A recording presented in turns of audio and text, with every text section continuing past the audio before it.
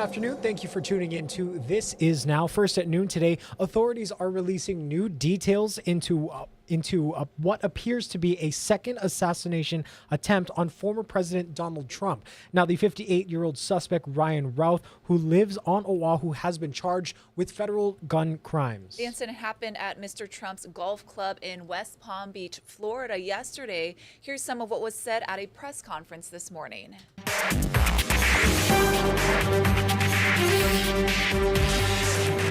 As former President Trump was moving through the fifth fairway across the course and out of sight of the sixth green, the agent, who was visually sweeping the area of the sixth green, saw the subject armed with what he perceived to be a rifle and immediately discharged his firearm. The subject, who did not have line of sight to the former president, fled the scene. He did not fire or get off any shots at our agent. The increased assets directed by President Biden were in place yesterday. These included the counter-sniper team elements, counter-surveillance agents on the exterior, counter-assault teams partnered with local tactical assets from the Palm Beach County Sheriff's Office, and counter-unmanned aerial system elements. All of these entities were present yesterday. Our FBI's Honolulu and Charlotte field offices have initiated interviews of several family members, friends, and former colleagues of the subject. Authorities say a rifle, 2 backpacks, a scope used for aiming, and a GoPro camera were left at the scene by Ruth. Casey Lund continues our coverage with more on what we know about him. Aloha from Ka'ava. We're just off Kamehameha Highway. The home behind me is where we believe Ryan Wesley Ruth was last residing, originally a North Carolina resident. It's unclear exactly why and how he ended up here in Hawaii. We're going to talk a little bit about his ties to the islands, as well as hear from some people here who knew him, who say he was a very nice person. First, though, we want to show you some of the latest video that came into our newsroom early this morning. This was released from the Martin County Sheriff's Office in Florida. Now, that's a neighboring county to where this all occurred in West Palm Beach, where the FBI says Ruth on Sunday was spotted by Secret Service agents who saw the muzzle of an AK-47 style rifle being pointed toward the president through the bushes while he was golfing at his club in West Palm Beach. Witness reported the suspect's license plate numbers to police. Within minutes, the FBI took him into custody without incident in that Martin County. Officials say he left behind a rifle, a scope, and 2 backpacks when he fled the scene. This is video of Ryan Wesley Ruth's first court appearance in Florida. This was 10 a.m. Eastern time this morning, 4 a.m. Hawaii time. He was charged with 2 firearms charges. The first, possession with a firearm as a convicted felon. The second, possession of a firearm with an obliterated serial number. Important to note, there are no cameras allowed in federal court, but media report he was shackled at his hands and his feet, wearing a dark blue prison jumpsuit you see there. We also know these are very preliminary charges. We could see more serious charges down the road. Now, here's more information on Ruth. In recent years, he made social media posts in support of Ukraine and claims to have visited the country, saying he was willing to die in the fight against Russia. According to public records, Ruth was registered as an unaffiliated voter in North Carolina in 2012, but he also voted in North Carolina's Democratic primary in March of this year. He was arrested in North Carolina in 2002 after being pulled over by police. Officers claim he allegedly put his hand on a firearm prior to barricading himself in a business. He also had stolen property charges out of Greensboro, North Carolina as well. But court records show, besides a few traffic infractions, Ruth had no criminal record here in Hawaii. This is video we gathered yesterday outside Ruth's Ka'ava home, where I'm standing now, where 2 women were seen leaving the property before 2 unmarked SUVs showed up. Neighbors we were able to speak to had nothing but nice things to say about the 58-year-old who told our team he was a skilled carpenter known for helping people in the area with home improvement projects. He's a good brother, you know, big heart, always help everybody. Like I was telling them, in fact, he built my house for free, you know. Yeah, good brother, big heart, you know. Always willing to give, always willing to help. Blows my mind that he do something like that. I mean, well, I don't know. I cannot say what he did or he didn't do, but that's my take on it. That's a stark contrast to what we have heard from his neighbors in South Carolina. Some of our media partners were able to speak with one of his neighbors. Seen him in a while, so I don't know what his mindset was. Now, you know, I've been there like 20 years, and so, I mean, I met him, and he was here, and he was bad then when I first moved over here with the feds and stuff and stolen property and had truckloads of 18-wheelers with stolen property and stuff in it. Yeah, but he had a lot of stolen property at his house when he was over here? there. Yeah, and the feds came in with the trucks and everything and all, and police. And when did that happen? That was years ago, though. I mean, I'm that close to him, so really, he was cool to me. We had a little falling outs and stuff, but, he kept on moving. He kept it moving, and he went his way, and I went mine. Ruth's son released a statement to CNN saying his father was an honest, hardworking man, that he can't imagine his father doing anything like this.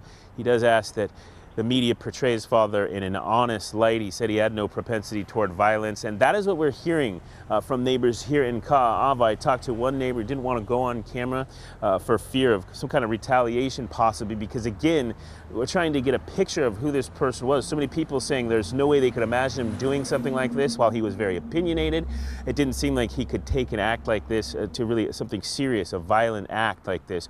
What we do know is that President Joe Biden, as well as Vice President Kamala Harris, released statements saying that they denounce any kind of political violence. Any violence at all has no place in our country, saying that they're grateful the former president is safe.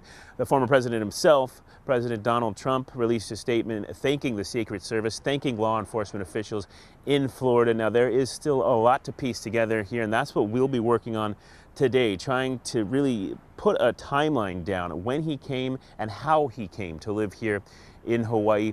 Again, he has been charged with those 2 firearm charges, possession with a firearm as a felon and possession of a firearm with an obliterated serial number. He has an arraignment scheduled for September 30th. Reporting in Ka'ava, I'm Casey Lund for Hawaii News Now.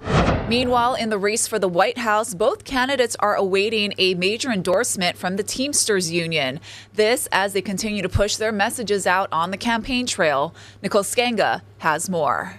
Vice President Kamala Harris visited the Teamsters headquarters on Capitol Hill to try to win the union's endorsement. When there's 2 contenders in a fight, a lot of the focus will be on what the other person hasn't done and what they're going to do. So there was a lot of conversation like that. The Teamsters, who traditionally support Democrats, have not yet endorsed a presidential candidate this year. And in July, Sean O'Brien became the first Teamsters president to address a Republican national convention. We don't just represent registered Democrats. We represent registered Republicans and independents, and we have to. Former President Donald Trump conducted his interview with the Teamsters back in January. Meanwhile, his camp says Trump will keep his planned campaign events this week, even as the FBI investigates the apparent assassination attempt against him at his West Palm Beach golf club. The Trump campaign is also working to set up a trip to Springfield, Ohio, the city where he falsely accused immigrants of eating pets. His running mate, Ohio Senator J.D. Vance, continues to defend the use of the false claims. If I have to, meme, create stories so that the American media actually pays attention to the suffering of the American people, then that's what I'm going to do. Trump again on social media called people crossing the border terrorists, criminals, and mentally insane, and called for them to be immediately deported to their countries of origin. Nicole Skenga, CBS News, the White House. We're learning more details about the discovery of a body in a storm drain near Manoa on Friday. At around 2 Friday afternoon, police were called to an area on Dole Street near the Wa'ahila Faculty Housing across from the Center for Hawaiian Studies building. We now know that the body found is of a woman, and an initial autopsy has revealed she suffered multiple gunshot wounds.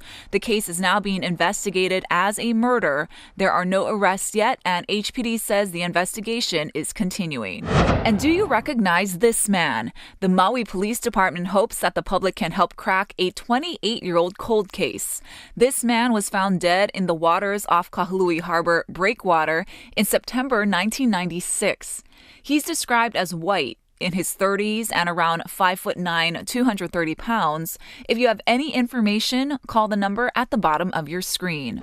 More suspended school bus routes will be restored starting today. 13 routes in all serving Central Oahu and East Hawaii Island will be reinstated, restoring service for nearly 300 student bus riders at 8 schools. Parents will be notified directly of restored routes and any necessary route modifications. For a list of restored routes, go to our website, hawaiinewsnow.com. Meanwhile, the state has an explanation for delayed paychecks for hundreds of teachers, but the union is pressing for more answers. The HSTA filed a formal complaint against the Department of Education, claiming 533 newly hired educators have not received their August 20th paychecks. The union says some checks from September are also missing. The DOE told us the number of teachers missing paychecks is actually 419, and that there was some miscommunication in the hiring and paperwork process.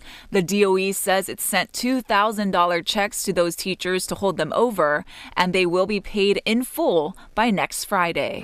And now to Maui, where there is more progress for Lahaina as 13 more burn zones opened earlier today. Some opened as early as 6 a.m., marking all areas south of Shaw Street now accessible. This comes after all residential debris was removed as of last week. Shaw Street itself will remain closed for now, and placards will still be required to enter. Maui police will increase patrols in the area considering the new accessibility. For specific areas and more details, you can go to hawaiinewsnow.com. A missile fired by Yemen's Israeli-backed rebels landed in an open area in central Israel on Sunday. The Israeli army said the surface-to-surface missile was intercepted by its defense system, which hit and fragmented the target but did not destroy it. NBC's Raf Sanchez reports from Tel Aviv. Israel is vowing to retaliate against Iranian-backed Houthi rebels in Yemen after the group fired a missile into Israeli territory on Sunday. The Israeli military says the missile fell in the center of the country. It didn't cause any casualties, but it did start some small fires, and an investigation is now underway as to why Israel's air defenses failed to stop the missile. Israel's military says it appears that a number of interceptors were fired. They may have damaged the missile, but they failed to bring it down altogether. Prime Minister Benjamin Netanyahu is promising to extract a heavy price against the Houthis. You might remember that back in July, a Houthi explosive drone killed one Israeli civilian here in Tel Aviv. Israel responded with widespread airstrikes against the port city of Hodeidah. The Israeli military also saying that it does now appear highly likely that one of its airstrikes killed 3 Israeli hostages in Gaza back in November. That means at this point it appears that Israeli fire was responsible for killing at least 6 Israeli hostages, while 8 have been rescued by Israeli forces from Hamas captivity. Raf Sanchez, NBC News, Tel Aviv. Hundreds gathered out in Waianae over the weekend to honor the life of the community leader Twinkle Borge. And if I ever teach a child the way, ever learn myself to change. The beloved homeless advocate passed away last month at the age of 54. A memorial service was held Sunday at Pu'uhonua o Waianae, which is a homeless village she established that houses nearly 200 people. She never set out to do all of this, right? All she started out doing was just helping the person next to her that may have needed a hand, and then one more person and one more person. Yeah. And here we are. Yeah, here we are. She showed me the sanctuary she made for the kids, and she told me of this vision of how she couldn't wait for everyone to come up here and live together as a family.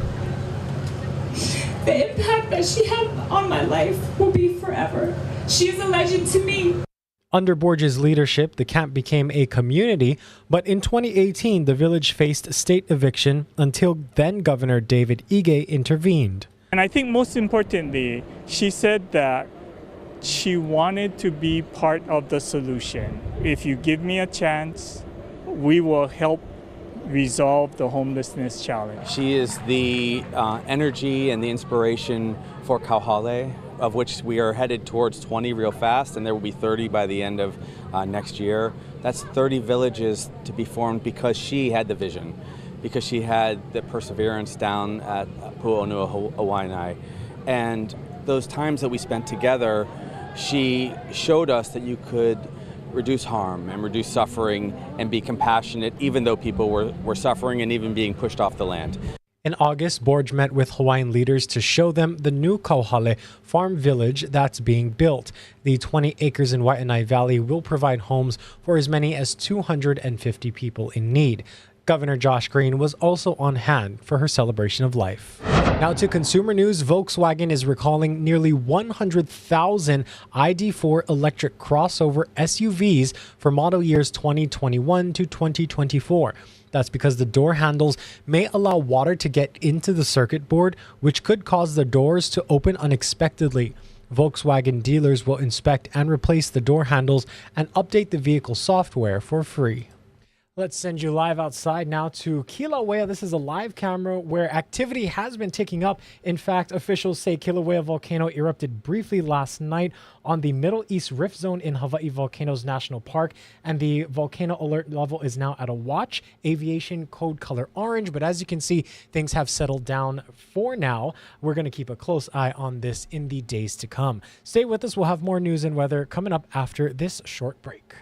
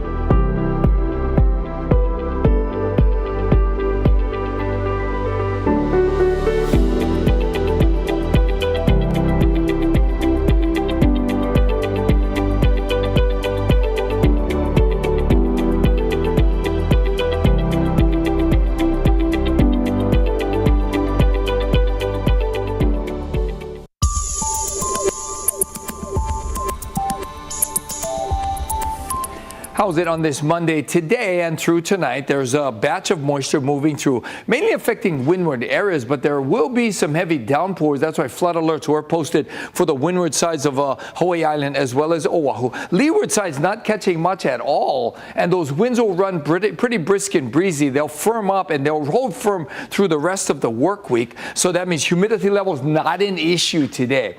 So all in all, going to be a pretty nice day if you're on the leeward side. If you're on the windward side, especially this morning, there will be some passing showers, and again, there could be some heavy downpours pretty much throughout the day for windward areas, especially for Maui County and for Hawaii Island. And those winds will pick up in the afternoon to brisk levels at 15 to 25 miles an hour.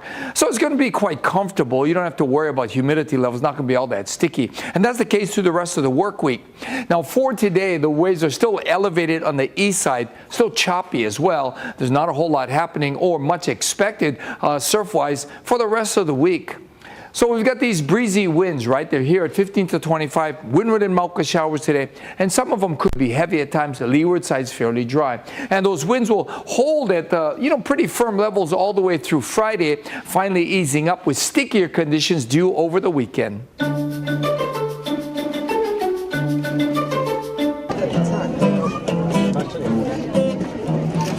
Sad news from the entertainment world today. Tito Jackson, one of the members of the Jackson 5 and a Rock and Roll Hall of Fame member, has died. Jackson and his brothers, including the late pop king Michael Jackson, rose to fame in the late 1960s and 70s with their group. Jackson later started a solo career in 2003 as a blues musician. He was nominated for 3 Grammys and inducted into the Rock and Roll Hall of Fame in 1997 as a member of the Jackson 5. Boeing says it is freezing hiring as part of its response to a worker strike in an effort to conserve cash. The company made the announcement today after more than 30,000 machinists walked off the job after overwhelmingly voting down a tentative labor deal last week. Boeing is now focused on reducing expenditures while the strike lasts. They are also reportedly considering furloughs for many other employees, managers, and executives in the coming weeks, and are also pausing most employee travel, suspending capital and facility spending, and also reducing supplier purchase orders on several aircraft. Boeing leaders say the financial impact to the company depends on how long the strike lasts and that they are eager to get back to the bargaining table. Well, last night was the 76th Emmy Awards and multiple shows took home some top honors. Rick Damigella looks at the night's big winners in this Hollywood Minute. Evan Moss Backrack. The 76th Emmy Awards saw multiple shows and series taking home multiple awards. Jeremy Allen White, The Bear. The Bear came into the evening with 23 nominations, a record for a comedy series in a single year, finishing the night with 11 wins, including first-time nominee and supporting actress winner Liza Colón-Zayas. And to all the Latinas who are looking at me, keep believing and vote. Vote for your rights. Jodie Foster. Another first-time Emmy winner was Jodie Foster, taking home lead actress in a limited or anthology series for True Detective Night Country. That's just the message, which is love and work equals art. Baby Reindeer. More first-time wins came for Baby Reindeer. The Netflix series picked up 11 nominations and 6 wins in its debut season, including Outstanding Limited or Anthology Series. If Baby Reindeer has proved anything, it's that there's no set formula to this, that you don't need big stars, proven IP, long-running series, catch-all storytelling to have a hit.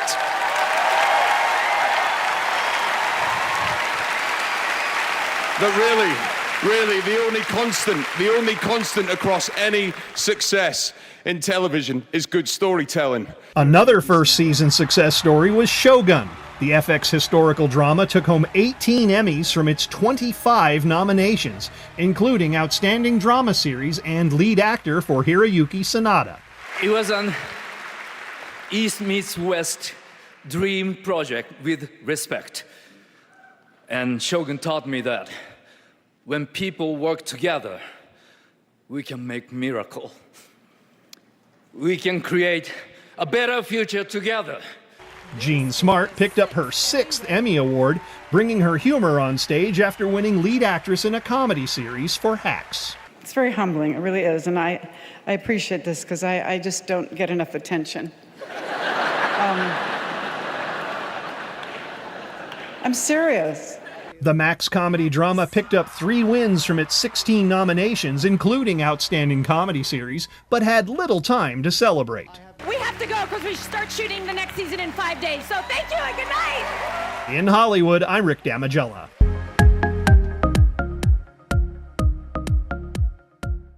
In today's Good News Now, bingo is a popular game for senior residents in care homes, but for one Virginia woman, it's also a chance to give back to some young students in her town. Patsy Montesinos has her story.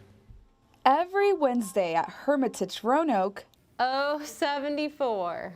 the seniors play bingo. Each time 99-year-old Martha McMullen wins, bingo, she puts her quarters in a piggy bank. Okay, so you got... I would say I average $1.50 or $2 a week. For a year, McMullen saved her bingo money to make a difference in the community. Because I knew that there were probably children that wouldn't have something that they needed. As a former 4th grade teacher, her mission was to buy school supplies for students at Fairview Elementary School. Oh, 68. Other residents joined, and together they collected around $500. McMullen printed out the 4th grade school supply list and bought 24 of everything she crossed off, even the things she didn't know. I understand now they use a lot of technology, tablets and computers, and they use the earbuds with those. But I didn't even know what earbuds were. When the list called for 4 composition books per child, McMullen went above and beyond, buying 96 notebooks, enough for every single 4th grader. It alleviates a lot of the stress and anxieties that might come with maybe some embarrassment of not having those supplies, and just being able to provide those without question. The teachers were deeply touched by McMullen's thoughtful gesture. And I think that heart can really only come from someone who's seen it firsthand and seen the kids who didn't have it and wanting to make sure that they were provided for. For McMullen, knowing she is helping students succeed is the most rewarding part. The fact that there are children that need them and now they have them, that's really meaningful. All on the O. For now, she will continue playing bingo until she finds her next project.